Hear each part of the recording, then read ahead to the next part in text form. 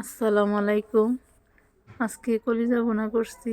এভাবে যদি কলিজা ভুনা করা যায় খেতে অনেক বেশি মজা লাগে, আর রুটির সাথে তো অনেক বেশি ভালো লাগে। আমি এখানে কড়াইতে তেল দিয়ে এখন 1 কাপের মতো পেঁয়াজ বাটা নিয়েছি। পেঁয়াজ বাটাটা দিয়ে ভালো করে ভেজে নেব। হালকা করে আমি ভেজে নিচ্ছি। ভেজে নিয়ে তারপরে যখন ভাজাটা হয়ে যাবে, এখন আমি দিয়ে দিচ্ছি রসুন বাটা আর আদা বাটা আর আস্ত গরম মশলা দিয়ে আবারও কিছুক্ষণ ভেজে নেব। ভেজে নেওয়া হয়ে গেছে। এখন আমি দিয়ে দিচ্ছি গুঁড়া মশলা।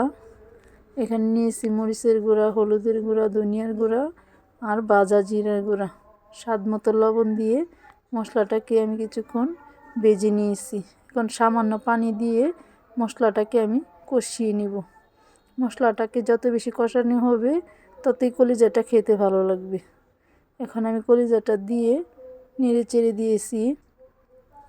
ভালো করে কলিজাটা আমি নেড়ে চেড়ে দিয়েছি। কলিজাটা আমি ভাপ দিয়ে নিয়েছিলাম। ভিডিওটা স্কিপ হয়ে গেছে, এজন্য দেখাতে পারিনি। আর এখন আমি সামান্য কষানো হয়ে গেছে, সামান্য পানি দিয়ে কলিজাটা রান্না করে নিব। এখন আমি ঢাকনা দিয়ে ঢেকে দিচ্ছি। আবারও ঢাকনা খুলে নেড়ে চেড়ে দিচ্ছি। এভাবে যদি পেঁয়াজ বাটা দিয়ে কলিজা ভুনাটা করা হয় অনেক বেশি মাখো মাখো হয়, খেতেও ভালো লাগে। আমি দিয়ে দিয়েছি 4-5টা কাঁচামরিচ দিয়ে আবার ঢেকে দিয়ে কিছুক্ষণ রান্না করে নিয়েছি। এখন রান্নাটা প্রায় হয়ে গেছে। এই পর্যায়ে আমি দিয়ে দিয়েছি ভাজা জিরার গুঁড়া। ভাজা জিরার গুঁড়াটা দিলে অনেক বেশি ফ্লেভার ছড়ায়, মানে অনেক বেশি খেতে ভালো লাগে। রান্নাটা প্রায় হয়ে গেছে। দেখেন মশলার উপরে তেল ভেসে উঠেছে। রান্নাটা আমার হয়ে গেছে একদম।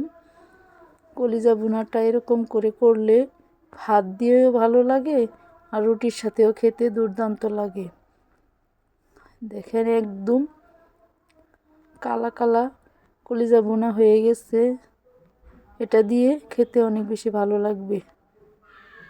আলহামদুলিল্লাহ।